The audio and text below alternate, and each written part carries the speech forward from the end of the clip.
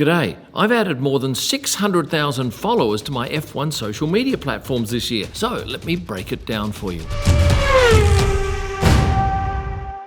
This year I posted 166 long-form videos to YouTube and 468 shorts. On Instagram, 2,000 posts and 1,000 reels, 600 posts on TikTok and a total of 3,600 on Facebook. The result? Instagram up 48%, YouTube up 40%, TikTok up 18% and Facebook up a whopping 119%. That's an extra 626,000 followers across the 4 major platforms. Why such a big jump? Well, it's all down to videos. These are recorded by me and typically sent back to an editor in Perth or in London for quick editing and posting. Now, at the moment, F1 is the majority of the videos, but sometimes I do travel. But next year, I'll be splitting away the travel into its own separate channel. I also discovered that asking you early on in a video to subscribe got me 10 to 20 times the number of subscribers than asking at the end. So, for the 50% or so that aren't subscribed watching this right now, could you please hit that button now or after you've watched the video?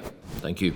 And what about income from social media? Well, YouTube pays well, as does Facebook. Instagram and TikTok, nothing. I know a lot of American content creators make a healthy whack out of TikTok, but there is no creator fund in Australia. If you look at YouTube, revenue from a video could be anywhere from 3 figures to 5 figures. And it depends on how long people watch the video, the location of those viewers, how much advertisers pay, and a whole host of other factors. And I'll be blunt with you, it's very hard to work out what is going to be a good video. So let's have a look at my top 3 videos for the year in terms of views. With 1.1 million views, where every F1 driver lives. Second was the Liam Lawson replacing Yuki Tsunoda story earlier in the year. And third, F1 drivers' insane yachts. I would love it if every video performed like that. Of course, they don't. My weakest video of the year, a travel video. I live streamed from a plane. And looking across the board with long-form videos on YouTube, some 26 million views over that year. If we then have a look at the shorts, 30 million views, and bear in mind, I really didn't get cracking with shorts until April. So if you add those two, that's about 56 million views.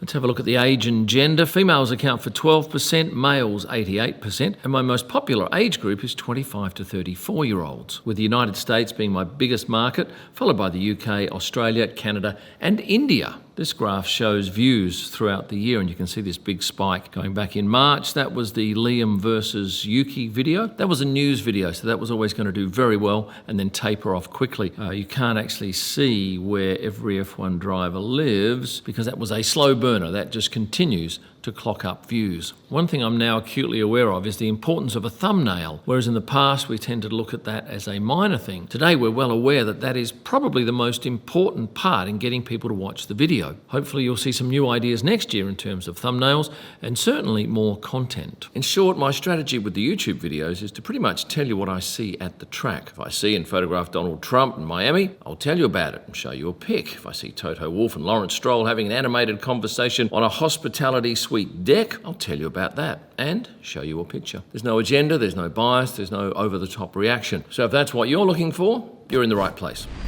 Let's go on to Instagram now. It's my biggest platform in terms of people following me. It went crazy in the last 3 weeks of this year. We put on, I think, 10% in the last 3 weeks. Unfortunately, with Instagram, it only shows us data for the past 3 months, but showing here, 298 million views in 3 months. So extrapolated, it's just over 1 billion views per year on my Instagram channel. Followers, non-followers, about 50-50. And individual accounts received in that quarter, about 17 million. So over a year, that's 68 million. And if you look at the top 3 posts based on views, the number 1 is Max kissing Kelly. Number 2 is Lando kissing Maggie. And the third most popular post is a shot of Carlos and his girlfriend Rebecca coming into the paddock. Now there is a reel that is more popular than Carlos, and that is one dealing with Oscar Piastri's family. Looking at Instagram follower numbers, over the past 3 months, we've added a total of 124,000. We've actually put on 160,000 and lost some 36,000. And this is what the graph looks like. As you can see here, we had a very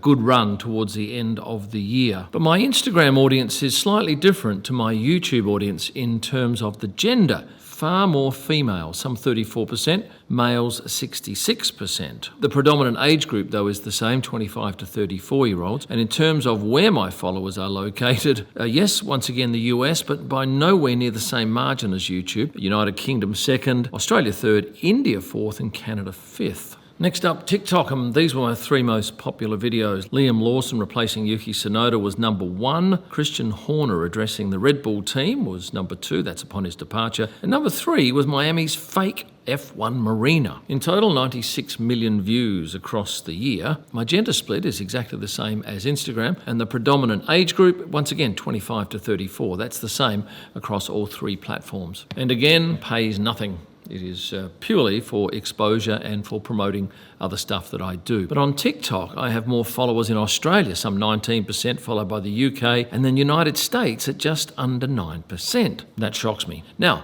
Facebook, up 119% on the year. That was incredible. And Facebook does pay. And if I had the same size audience on Facebook as I have on Instagram, it would be a very tidy earner. My audience is a bit more evenly spread in age groups. In terms of viewing numbers, in the past 3 months, 79 million views. The previous 90 days, close enough to 50 million. So over a year, that's probably 210 million. But in terms of interactions, my reels on Facebook are more than double the impact of photos and gallery posts. But where Facebook excels for creators is that we earn revenue from a post. So a picture post like Esteban and his girlfriend here will earn me money. Now, a number of you have asked how I get a picture up so quickly to Instagram having shot it in the paddock. Well, let me give you an example.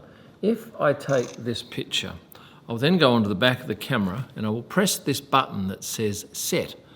This light down here will start flashing. In fact, no, it's already done it. That is the picture that I've just uploaded. But not only that, it's on this phone. I then go into a program called Lightroom, output that. I can then put that up to Instagram from my phone. Typically, I won't do that for all posts. I will send that picture back to my editor and I do a voice note. So on this camera here, once I look at this picture, I can press a button and say, this is a picture of Kim doing a live stream from his house in Perth. This is a picture of Kim doing a live stream from his house in Perth. Isn't that amazing that I can send from that through this to this computer anywhere in the world? And that's, I think, one of the main reasons people tend to like the stuff that I do is because they can see it seconds after this stuff happens.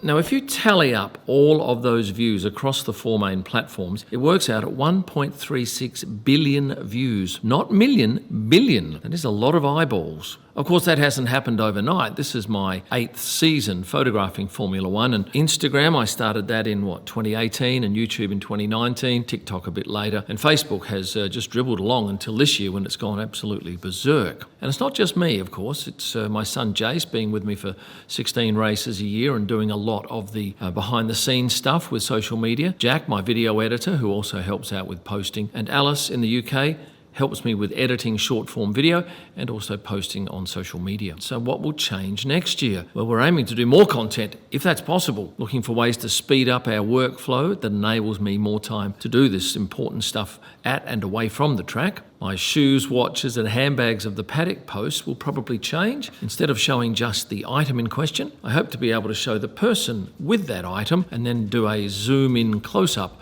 of that particular watch or handbag or pair of shoes. And splitting the travel off into its own separate channel will enable me to do a whole lot more with it. And if you're an F1 sponsor or somebody who wants access to an F1 mad audience, I'd welcome your email to kim@kimillman.com. Thanks for watching and stay passionate.